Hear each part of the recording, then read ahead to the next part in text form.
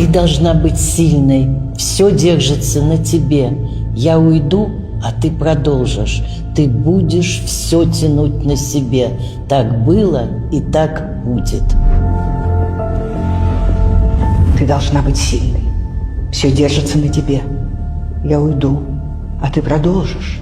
Ты будешь все тянуть на себе. Так было и так будет. Так было и так больше не будет. Ты никому ничего не должна. Просто будь счастливой, женственной и нежной. Спасибо, мам. De fato, existe toda uma cultura generacional, onde, num dado momento, pelas vivências traumáticas e conturbadas, os personagens desenvolveram defesas, bloqueios, como reação, como forma de se lidar com aquela situação. Mas por ter sido traumático, esses bloqueios e defesas, eles são transformados em dogmas, em crenças, e são transmitidos de mãe para filha, de pais para filhos, uma cultura após a outra. E o trauma, ele tem esse potencial de, ao desenvolver uma defesa, generalizar a defesa para todas as gerações e para todos os casos.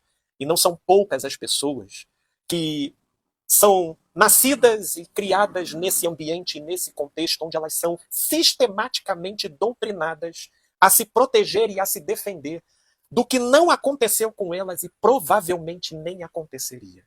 Claro, a probabilidade de acontecer sempre existe, mas o trauma proporciona na gente a convicção de que vai acontecer e gera já, portanto, na pessoa bloqueios e defesas como se isso fosse ser um fato. E qual o problema? É que com essas defesas e esses bloqueios, muita gente deixa de experimentar a vida de forma mais plena e se abstém de vivenciar dimensões que são absolutamente saudáveis para a alma, como a confiança, como o amor, como a leveza, como a paz. Mas porque elas absorveram uma cultura familiar traumatizada e que, portanto, doutrinou e moldou elas na necessidade de viver em razão de uma defesa, então elas passam a desconfiar. A insegurança passa a ser a maneira padrão de funcionamento das suas sensações. E elas vivem vendo assombrações. E quando se aproximam de experimentar determinadas vivências, aquelas vivências acionam gatilhos inconscientes e que fazem elas a se defender de projeções, de hologramas daquilo que efetivamente nem aconteceu. Como se livrar disso? Em primeiro lugar, autoconhecimento. É preciso se conscientizar de como esses dogmas se estabeleceram na cultura familiar. É preciso saber dos acontecimentos, do que aconteceu com a avó, com a mãe. E uma vez acontecendo, é preciso se exercitar, número 1, para separar e dividir em si aquilo que seja pertinente para a sua realidade e aquilo que não tenha coerência de ser aplicado na sua realidade, para que então isso possa ser interrompido de ser passado para a próxima geração.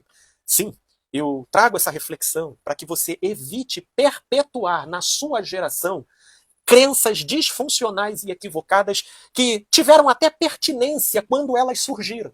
Sim, elas tiveram a devida propriedade para proteger personagens do passado, mas que não fazem sentido de serem irrefletidamente perpetuadas gerações posteriores pela simples probabilidade de uma coisa ruim poder acontecer, porque viver é viver em meio a probabilidades. Mas para a gente acessar a nossa singularidade e a nossa melhor versão de ser, olha, por melhor que tenham sido os seus pais na sua criação, sempre haverá algo deles que você vai precisar evitar.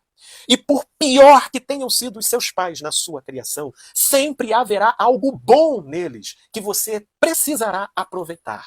Para isso poder produzir uma realidade muito mais consciente, muito mais pertinente e saudável na sua trajetória.